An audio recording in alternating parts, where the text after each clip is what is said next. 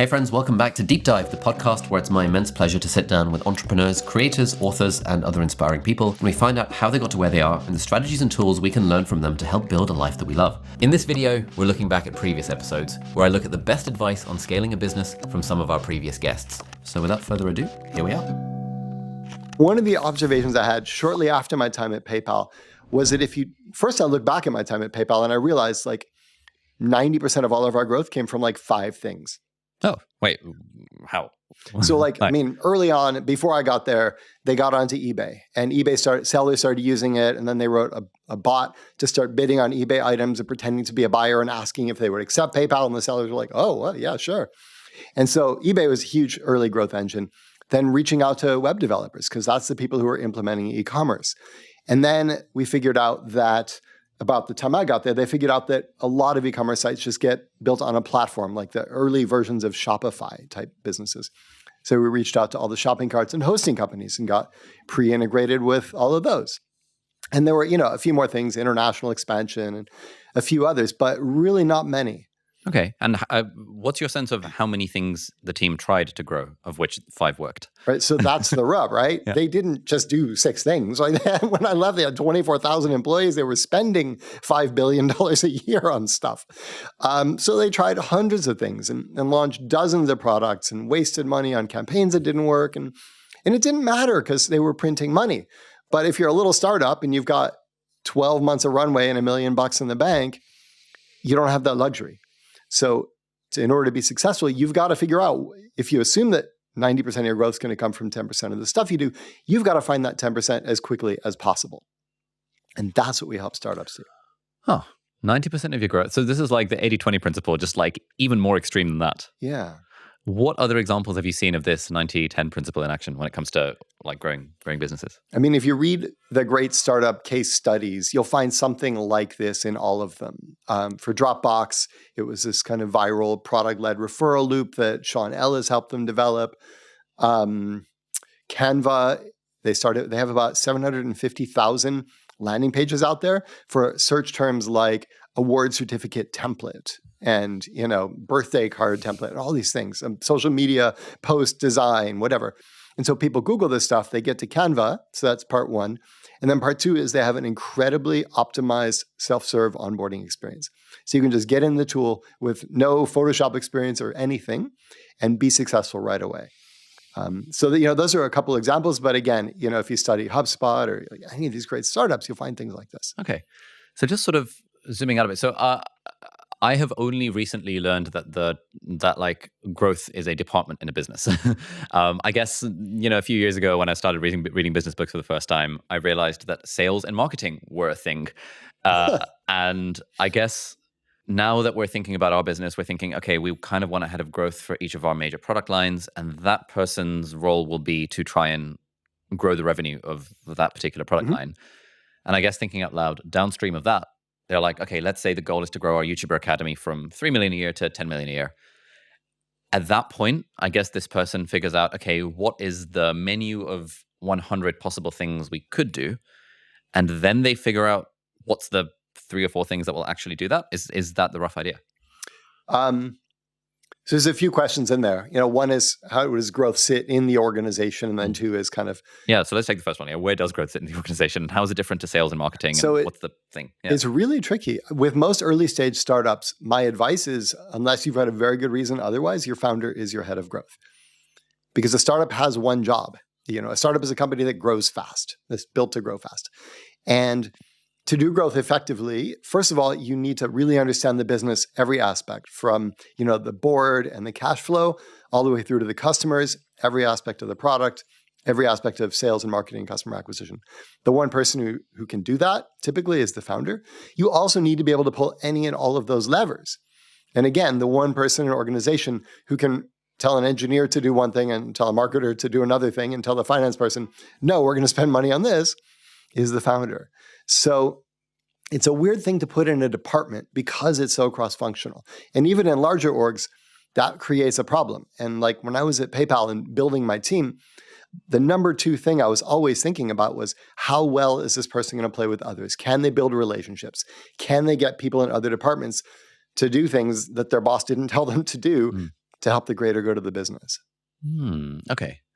So in that sense, sales and marketing are a subset of growth? They're certainly a big piece of it, obviously. Yeah, customer acquisition. But depending on your big levers and what they are, a lot of it could be driven by product. It could be driven by all sorts of things. Like, let's take, the company Wise? Yeah. Here in London, money remittances company.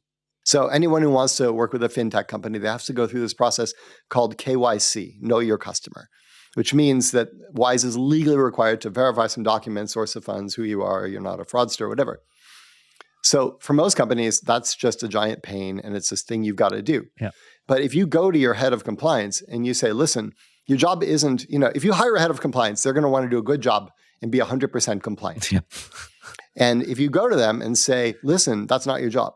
Your job is to get as many weekly active users or as much money going through our platform as possible while remaining compliant, they're going to think about their job differently.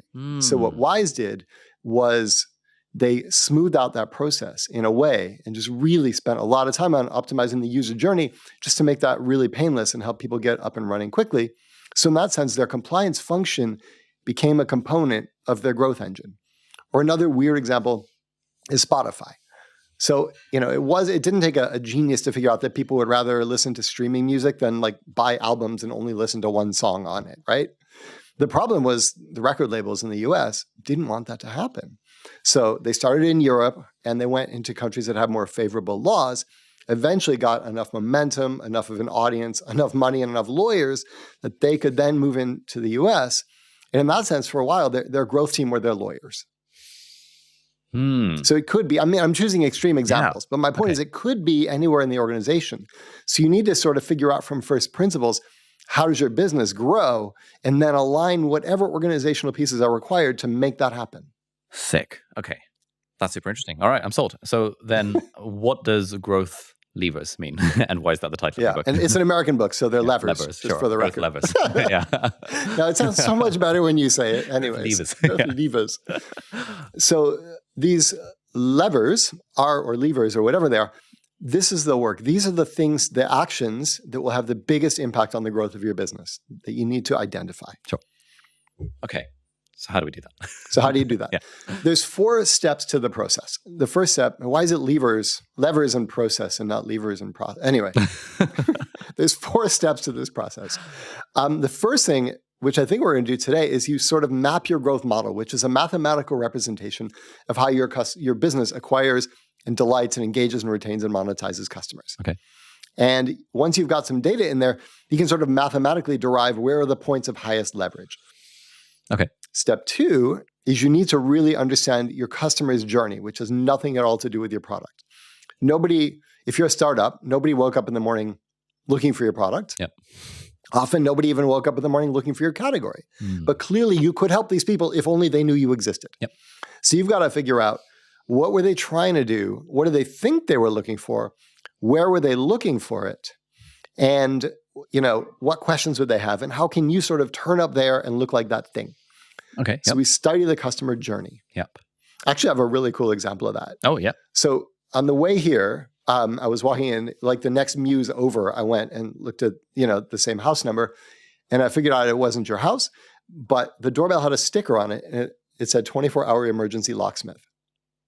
And I took a picture of it.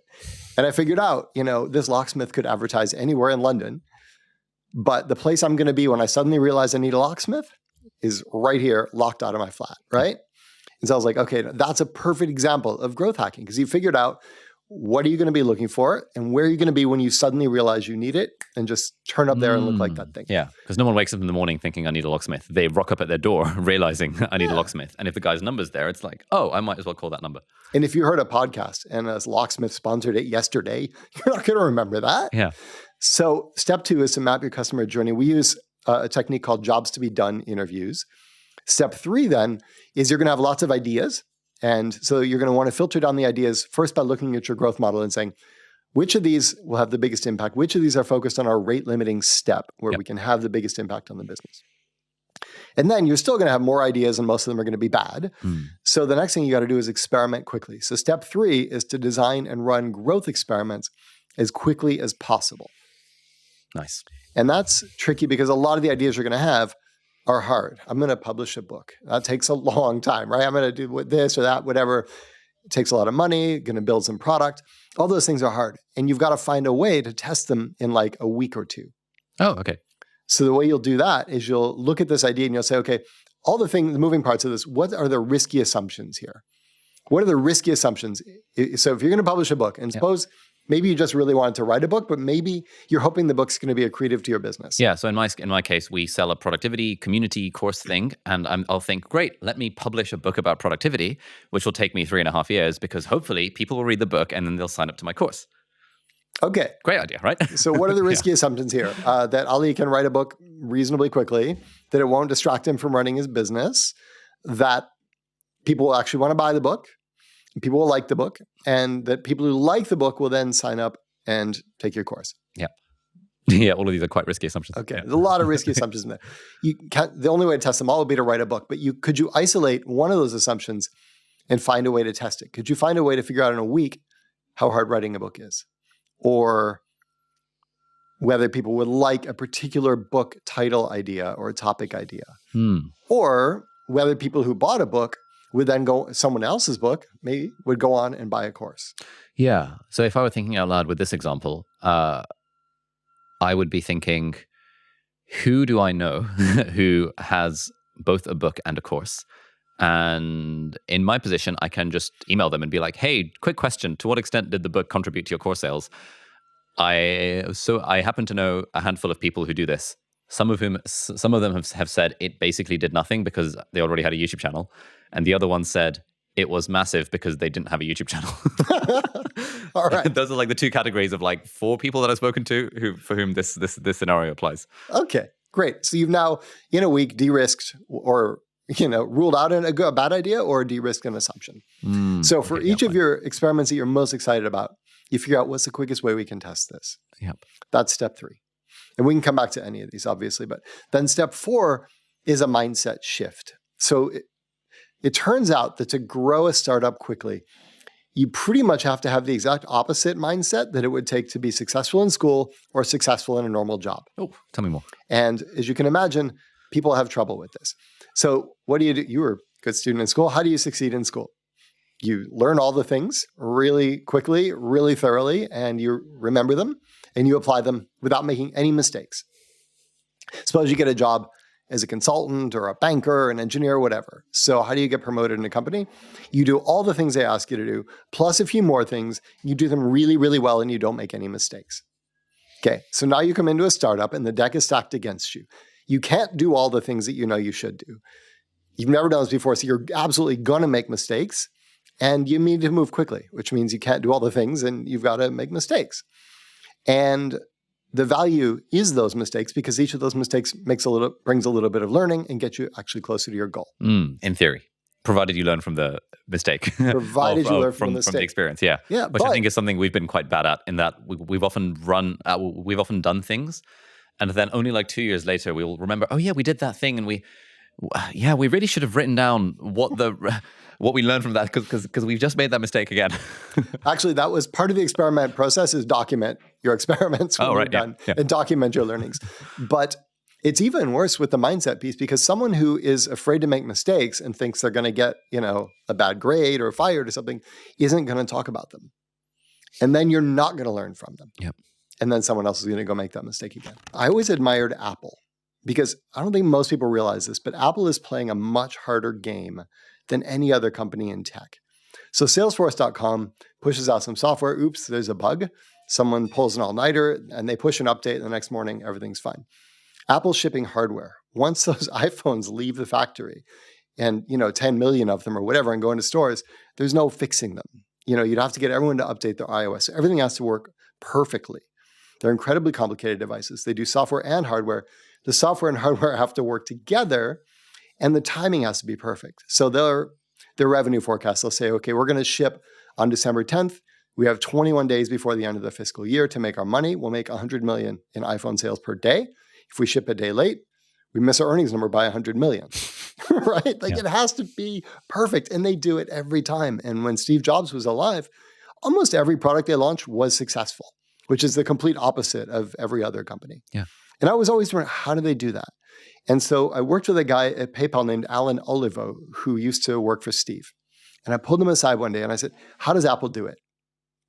And he said, Matt, it's so simple. He said, Steve stands up at the beginning of the year and he said, this year is about version 2 of the iPhone. This year, we're going to make an MP3 player, 1,000 songs in your pocket, whatever the thing for the year was. He'd stand up, there's one thing. And Steve was not a nice, patient man. And you knew if that one thing was your job. And if you were doing anything else, you were going to get fired. And it was that simple. And everyone who came in the morning, and if you're in procurement, you're procuring parts for the new iPhone. And everyone knew exactly what they had to do because it was so simple. And that's a company that had 30,000 people and $37 billion in revenue. And that focus just becomes so critical. And so that's why, as we're going, I'm going to keep asking you to peel things back, consolidate, and simplify. Perfect. So, all right. So back to the North Star then. I think how you measure it might be hard, but it could either be something about number of lives changed or, number of true fans or something that reflects the purpose. I guess one thing to think about is life-changing is kind of a discrete event, but I get the sense that your customers are kind of always on a journey. Yeah, good point. That's a very good point. So whatever you end up naming it, I like the idea of having something on mission. It's the number of people that you're helping achieve their goals in some form. How you measure it, and I don't want to get into all the weeds of what behavior on Twitter indicates they're a true fan versus just, but you've got over 5 million followers, but every video you put up doesn't get 5 million views. So there's some subset of those followers and those email subscribers and whatever other platforms you're on, podcasts, who are true fans. And there's some who aren't. And it would be helpful to come up with some proxy metrics that you can hide all this complexity from the team. But you and Angus have some proxy metrics so you'll sort of know this is roughly the ratio of, for however many views we get, however many subscribers we get, this is how many of those are true fans. And you can sort of dedupe across platforms. Wait, you can sort of what across platform? You can sort of use estimates to dedupe across platforms. So someone who's deduplicate. Oh, okay, right, yeah, cool. Because some people are going to like your podcast and your channel, and some people are going to be only podcasts and only channel. Yeah. But you'll still get a directionally accurate number. I feel like I've tried doing this so many times, and I've never landed on like a number that feels even vaguely legit, unless I'm overthinking it. And that's what I'm worried about. If you can come up with rough proxies, I think it'll give you a sense for it, enough to steer the business. I mean, there are numbers that if they move in the extreme, it's going to be obvious. And if they don't move in the extreme, you're not making progress towards your goals, so don't worry about it. What are some other companies' as North Star metrics, just so you can give me a flavor of what's the sort of thing we should be thinking about for a North Star metric? So I'm thinking, whether the analogy is right or wrong, I'm thinking about your business like a software company. Okay. Yep. Because a software company or a meditation app is going to want to have weekly active users. Yep. Weekly active consumers of their content. Sure. And so that's what I'm thinking about. Is the right cadence for your customers weekly, daily, or monthly? Probably monthly. Okay. Then you're going to have something like monthly active listeners or consumers of content. We do have a metric in YouTube, hidden deep within YouTube Analytics, which is monthly returning viewers. Okay. That could be very That's probably a reasonable proxy for true fans. Yeah. Because if that number were to grow 10x, we would be getting millions of views in each video. Okay. So what are we calling that? Sorry, you said monthly returning viewers. Yeah, that's people who are... Yeah. I mean, I can start quibbling with that and think, well, someone might have gotten a lot of value from the content 3 years ago, but they're not getting it now. In which case, they wouldn't show up in that number, which returning. Is probably a good thing, yeah. In that they shouldn't show up in that number because we're not continuing to provide value to them. Because if we were, they would be a monthly returning viewer. And so, yeah, monthly returning viewers. That's probably we can go with that for now. Okay. Yeah. Do you want to stress test that? Is there anything about that makes you nervous? One thing about it that makes me nervous is the fact that stuff that helps grow a YouTube channel is often different to stuff that keeps people wanting to watch. So, for example, returning viewers are way more likely to want to watch my vlog where I document my life and stuff. But a new viewer doesn't give a shit what my vlog is because they don't know who I am. A new viewer is more likely to click on a video titled something like, I don't know, 9 passive income ideas. Okay. But a returning viewer might sigh a bit internally and think, Ali sold out. That he's like, he's doing another one of these videos just to get the views. So the incentives of appealing to the existing audience versus trying to get new audiences sort of feel like they're often at odds. Mm-hmm. I don't know if other companies have this as well. I'm sure they probably do. But are they actually at odds? Like if someone sees another 9 passive income ideas video, are they going to unfollow you, or are they going to be a true fan and see what your next video is and watch it if it's what they like? If no, in fairness, if they felt sufficiently high trust with me that they knew that every time Ali puts out a video, it's at least worth seeing what he's talking about, rather than writing it off by just looking at the title, then yeah, they would probably watch at least some of it. Okay. Or unless they're in the sort of, I don't know, 60% of our audience who, like there are various members of my team, for example, who wouldn't click on a video just purely because of the topic. They wouldn't click on the passive income ideas video because they care more. They're not like, they don't aspire to be entrepreneurs. So only aspiring entrepreneurs really are going to click on that video. The people who are like, you know what, I just want a chill 9-to-5 job where I'm doing work I'm proud of and I've got a work-life balance and I can chill with the boys in the evening. That's a significant chunk of my audience that would not click on that particular video, even though that video might get like, I don't know, 5 million views from other people outside of that core audience. Okay. Yeah. So there's a piece of this model we're going to have to think about, which is how do you get loyal subscribers? How do you get followers? And then there's going to be this other piece, which is how do you engage them and retain them? Yep. And then there's going to be this other piece, which is how do you monetize them? Yeah, nice. I mean, I think it's that simple, right? That's pretty simple. Yeah. Get viewers, engage and retain and monetize. Yeah. The other thing that makes me nervous about viewers as a metric, as a North Star metric, is that I worry that will get me on the hamster wheel of feeling the pressure that every video I make has to then hit a certain view count, which to me is always something that I've rebelled against because it sort of takes some of the joy out of creating the videos to worry about like, well, what's this going to do to our view target kind of thing.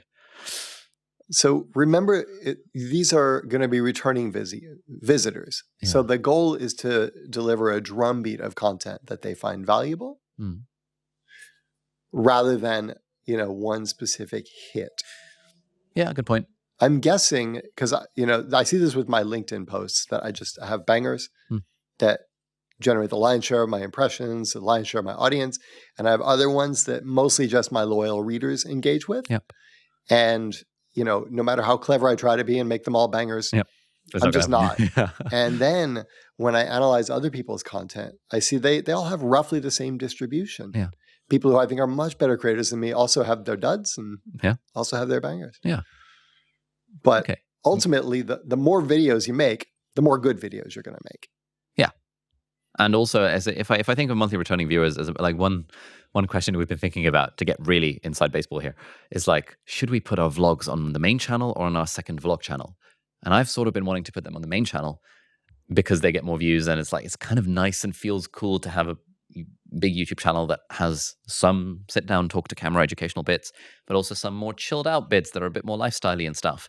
And a lot of the core true fans love the vlogs because they think, oh my God, I love seeing what Ali's up to. But they get they're guaranteed to get way fewer views than sit down and talk to the camera and explain how to make more money video. But I like putting the vlogs in there as well. So it'd be nice for the monthly returning viewers metric, to be honest, to be able to put the vlogs there. I mean, so that is there a way to do an experiment and find out if that's a good idea or not? Yeah, we're doing that for the next probably few months to put vlogs on the main channel instead of the second channel and see what happens. Okay. Yeah. So this does get easier. The North Star is definitely the hardest piece of this. And once you've done that, most of it kind of naturally flows from this. Okay. I think it's a little ambitious to think we're going to be able to tightly define the North Star as these metrics from this system, average over 90 days or whatever. But I think if we can agree on the principle that it's going to be some measurement of who are people who remember you and know you and like you and loyally consume your content, presumably because they find it helpful. Yeah. Just a quick message from one of our sponsors, and then we'll get back to the show. So if you are making money online or saving up and wondering how to grow it, you might want to check out Trading 212, who are very kindly sponsoring this episode. Trading 212 is an amazing app that I've been using for the last several years now that makes investing in stocks and shares and funds simple and commission-free. One of my favorite features that they've got is the Pies and Auto Invest features. Now, these tools make it easy to create a diversified portfolio that helps you automate your investing. With this feature, you can automatically allocate assets based on your chosen asset diversification, you can reinvest dividends seamlessly, and you can fully automate this process with scheduled deposits and monthly contributions. You can even automatically rebalance your portfolio. Now, this is a feature that's usually reserved for high net worth individuals using investment banks, but it's entirely free using Trading 212. You can create your own custom investment pie tailored to your goals, or you can choose from the pie library, which includes themes like dividend pies, growth pies, and tech pies. This is a great way to explore different strategies while maintaining full control of your investments. Despite common belief, you actually don't need a lot of money to start investing, and even high-priced stocks like Apple or Tesla, you can buy fractional shares of those stocks for just a small amount. And with these two features, fractional shares and zero commission investing, those let you build a diversified portfolio without worrying about fees eating into your returns. Speaking of fees, Trading 212 keeps costs super low. They charge just a 0.15 foreign exchange fee on currency conversions, which is the lowest in the industry. And with their new multi-currency support, you can hold and trade in up to 12 currencies, which saves you from unnecessary conversion fees when trading internationally. On top of that, Trading 212 now offers a debit card, which is completely free with no sneaky subscription plans, and it gives you 1.5% cash back on purchases until January 2025. The card seamlessly integrates with your Trading 212 Invest account, so you can earn cash back while also compounding interest on uninvested cash. There are no currency conversion fees, and you'll always get the true interbank exchange rate for your transactions. If you'd like to get started with this, check out the link in the video description or in the show notes, and if you sign up using the promo code ULI, you'll get a free fractional share worth up to £100, which is free money, so you might as well claim it. And of course, a quick disclaimer, this episode is sponsored by Trading 212, but I am not a financial advisor, and this is not financial advice. When investing, your capital is of course at risk, and you might get back less than you invest. Past performance does not guarantee future results, and terms and fees apply, and you'll find all the details in the video description and on the Trading 212 website. Cool, so thanks Trading 212 for sponsoring this episode, and let's get back to it. A lot of people who watch my stuff aspire to the whole financial freedom thing, where they're like, oh, if only I had the business that made passive income, I'd be able to do whatever I want, ... And it's like, well, when you ask, like, well, what do you want? It's like, I don't know, just being able to not do things I don't want to have to do. It's like, okay, but then what do you want to do? It's like, it becomes quite confronting in a way. What was your experience with that? Well, and it's such a funny thing because I feel like everybody misses that chapter the first time they read the book. They just focus on the, how do I make a bunch of passive income? And then if they get it, basically everybody realizes that they're just not very happy in that life. It's fun for like 3, 6, 12 months. You do the traveling, you do the, taking whatever random classes you want, playing with your hobbies, and then you feel kind of empty inside. And you realize that meaningful work is a core part of human fulfillment. And what I realized, first back then, was that just doing these things to get some passive income so that I could quit doing them was really a losing proposition, because doing a bunch of work that you don't really want to do so that you don't have to do work that you don't want to do is kind of this like silly trade-off if you have the option to make it. And that was the first time when I was like, okay, I should try to actually work on something long-term, right? Something that I could actually keep working on year after year after year after year after year and enjoy working on it, because that's where you're actually going to get this long-term happiness. And the thing that nobody in the passive income world wants to tell you is that there's really no such thing as passive income, because the minute you let it go passive, it starts dying. It starts just slowly going down, and it will trickle away. Other people will come in and eat your lunch. Your work will get stale. Your products will get stale. You'll get beaten out on Amazon or for your courses or for your SEO or whatever. And in 2 years, you're going to be back where you started before you built the thing. So you better use those 2 years to get somewhere interesting. Because if you think that you can just gallivant around living this funded lifestyle forever, you're actually going to be worse off than where you started at the end of it. Because not only will you be back to square one without the passive income, you'll have now lost 2, 3, 4 years of your life. So where I think the passive income 4-hour work week lifestyle business stuff is very useful is a way to bootstrap working on something bigger.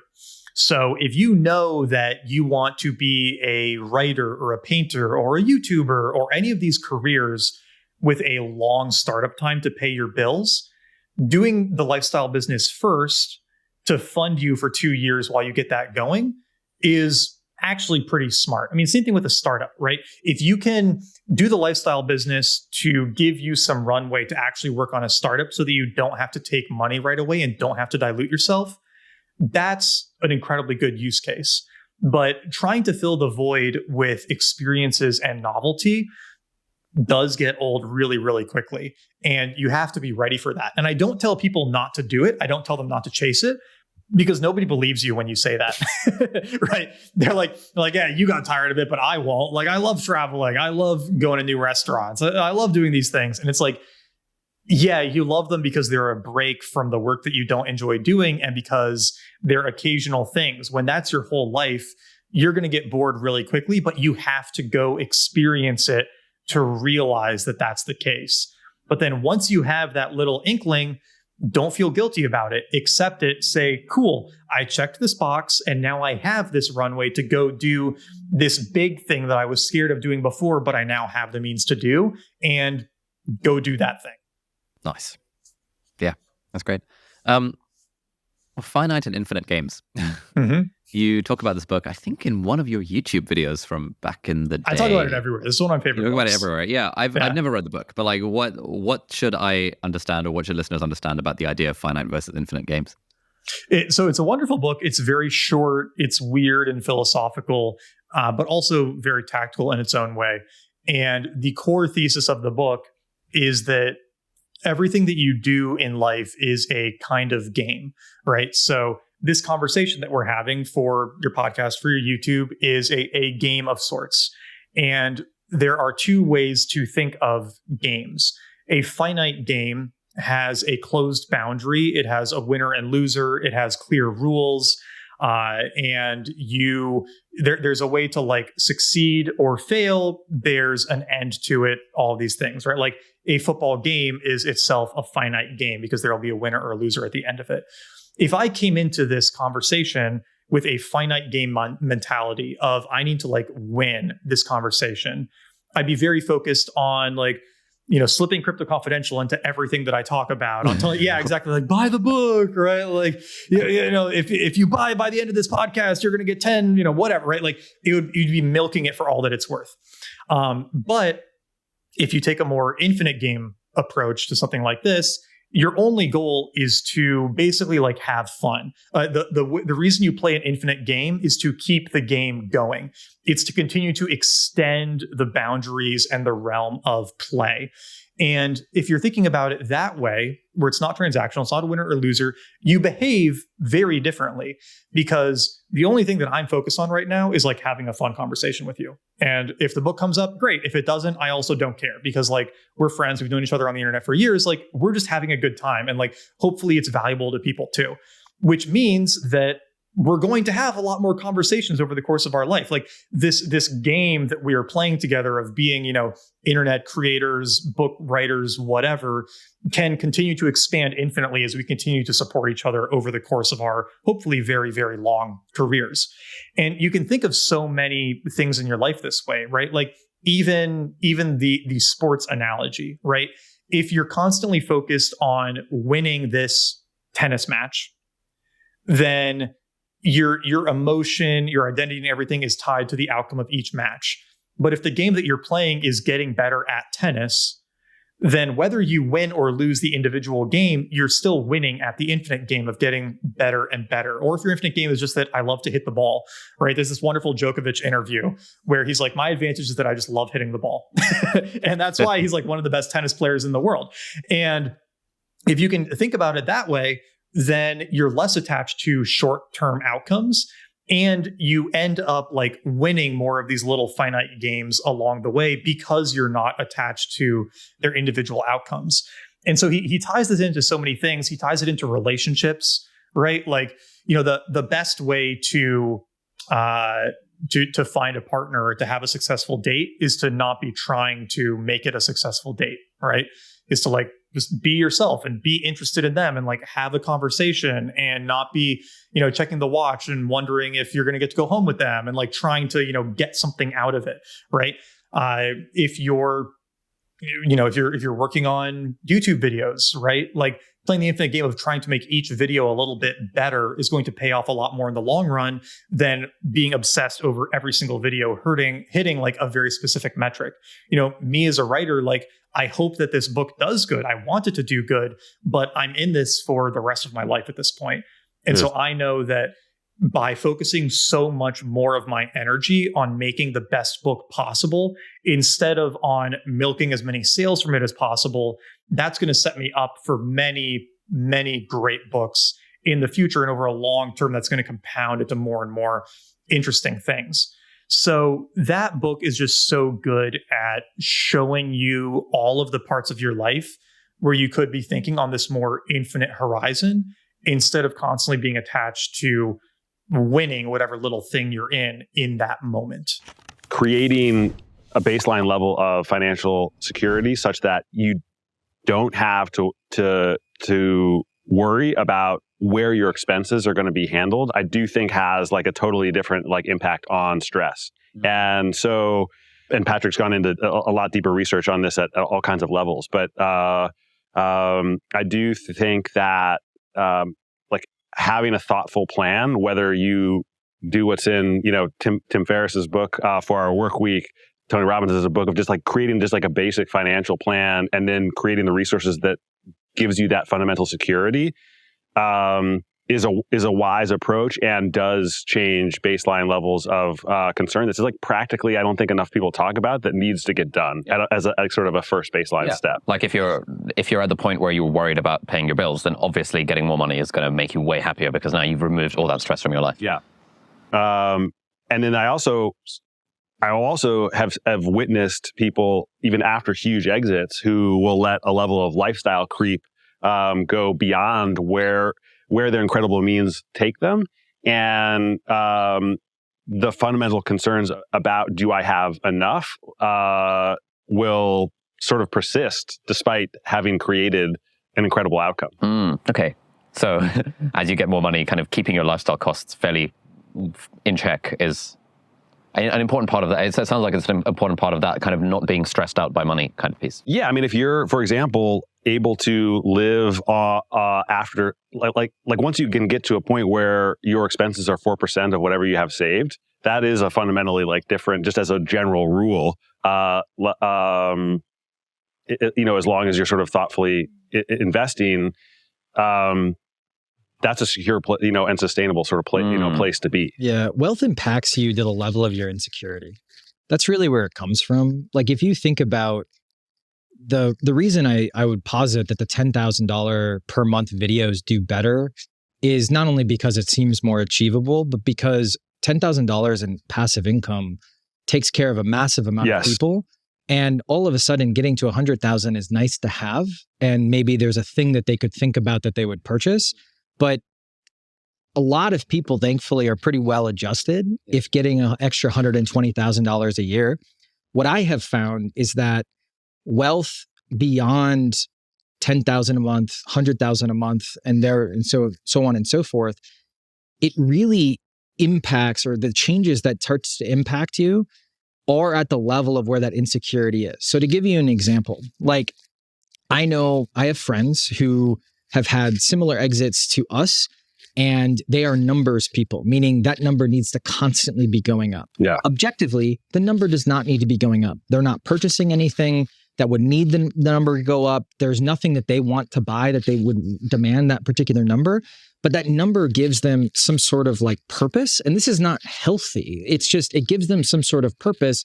And maybe they convince themselves that's the game that they want to play and they get enjoyment. And maybe they actually do get enjoyment, but there's something in their psyche. There's something in how they were built or developed, depending on the nature versus nurture debate, that has now caused them to essentially need to chase that. And I think that that's something that as you get to these higher levels of wealth, it's hard to empathize with, but it is something that's interesting to kind of understand. But the one thing a lot of people should realize, if you're getting to the 10,000, you will look to the 100,000. As you're getting closer to the 100,000, you will look to the million. And you need to kind of stop yourself and realize, like, ask yourself why. And most people will kind of pull back because what I have found is wealth is not a replacement for purpose. And oftentimes people look at it as a replacement for purpose and they'll go chase something and then they won't necessarily feel something. The reason I didn't feel something is because, again, I wasn't hugged enough as a child, but also the journey, this whole cliche of it's the journey, not the destination was really, really true. So when the wire hit, I didn't feel like I won the lottery because it was like, yeah, like maybe the numbers are bigger than I thought that they were going to be, but I just did all this work for 10 years. And so there should be some outcome, right? So it was like, that's the thing. So it wasn't this surprise. And to give a little bit of an anecdote, so before I sold the company and I was debating whether we should sell the company or not, I talked to 30 other founders and I asked them, and they all sold their companies for different amounts of money. I asked them, would you sell again? 15 of them said, yeah, absolutely. It was the best decision, get the bag, etc. The other 15 said they wouldn't. And of those 15, 7 or 8 went with the company post-sale, meaning like they sold the company and then they worked at the company that bought them. And they said a lot of things about it was miserable, blah, blah, blah, blah, blah. The other 7 or 8 didn't go with the company. And that group, at least qualitatively, was the most miserable. They had all this money and then they were sitting there and they're like, they had lost their purpose. Yeah. And they were like, well, I thought the money was important and they de-risked their lives, bought a house, whatever it is. But now like I lost the thing that I was doing. And now I'm just going to try to go rebuild that, but I had already built it. So what am I doing? And then unfortunately of those 7, 3 or 4 of them became substance abuse, like drug addicts or alcoholics. They're all good now, but it was pretty intense for those 3 or 4. And so I think that wealth isn't a replacement for purpose is a really, really important thing to keep in mind. And unfortunately, it's probably one of those wisdom things. You can't really learn it until you experience it, but you'll listen and be like, oh, that bearded guy said this. And so hopefully it saves you a cycle or 2. I had to feel it myself as well, but I want to tell a similar story so I had a mentor in my life. He's now in his 70s. And he had the wisdom in his early 20s to say, I want to have a 2-part life. He wrote a business plan for his life at age 23, which was by age 40, he wanted to become an entrepreneur, build a business, and have an exit by age 40. And he named the number he wanted to exit for back when he was 23. And he felt like it was reasonable. It was achievable. Let's call it in today's dollars, maybe high single-digit millions. Okay. And he's had the wisdom at age 23 to say, I am going to say that's enough for me. And I will always potentially want well-adjusted, right? At 23, right? I never would have thought this at 23. That's so he is actually at Harvard Business School while he writes this plan. He got in on like an engineering scholarship, and I was going to say he's at HBS at 23 as well. Yeah, right. And he writes this plan. He goes ahead and he executes it at age 39, a year early. He sells and he hits his number, and he shifts into the second part of his career, which was purpose-driven. He decided intellectually he loved the law. He went to law school in his early 40s, and he became a lawyer who basically took on cases to sort of help, defend people who, is one of the most like sort of purpose-driven and happy people in his life. And but now he's running for president. No. Yeah. But how did he pull it off? Because I've thought of like, how does he pull this off, right? Because I'm here, we're in this amazing place, right? And like, 2 rows down there are houses that are 3 times as much that I could be pulled to want more, right? And so I try to remember this guy because the purpose part of his life has guided him. I think the way he's stayed on track, to me, is for 2 reasons. And you're an Atomic Habits fan, so I think it's in there. So number 1, he defined his identity in life later as living consistent with this purpose of having a second career and helping people. Yeah. Number 2, he knew that his environment would matter. He moved out of the town he lived in St. Louis after he had this exit. He moved to Wyoming where the currency of his community was going to be health, being active, and not the rat race of the business community he was in about what are you doing next, what have you. So he literally made his environment be thoughtfully surrounded with people who were not going to sort of challenge his intention of more. So God, that story I think has a lot of lessons that 20 years before James Clear was putting this out and how it applies to money, he lived. Just makes me feel broken. But I think that what's really interesting about that, and you and I were talking about this, is you and I have done an incredible amount of introspection over the past couple of years. And if you're watching this, you probably are someone who does introspection. Obviously, you've done a lot of introspection. And I think that makes me spark a question in my head that we're not going to settle, unfortunately, here, which is can you get to that level of peace? Or is it something that it's almost easier to assume you can't get to that level of peace? Therefore, how should you live your life? Right. So I've done a lot of introspection over the past year to get to what drives me, what motivates me, what is the next thing? Do I need a next thing? All of those other things. But I don't know if I can ever get to that. And it's limiting belief, at least, but I don't know if I can ever get to that level of peace. The best thing I've gotten to is I like increasing concentric circles of freedom, meaning I am able to do this. Now I want to try to solve this small scale problem in my town. And then I want to be able to solve a larger scale problem. That type of stuff motivates me, but I still have this energy where it's an anxiety where there has to be something more. There isn't a contentment, and it could be an age thing. I don't have kids yet, all these other things, but yeah, it's a really I want to meet this person. I hope you can intro me. I just want to go and drive up or fly up and be just tell me how you got here, that type of a thing. I mean, but one of the things that I don't think he would put it in these terms, but he would say he hacked his brain back to identity and said, part of who I am is going to be somebody who thinks this way, does this thing. You could always want more.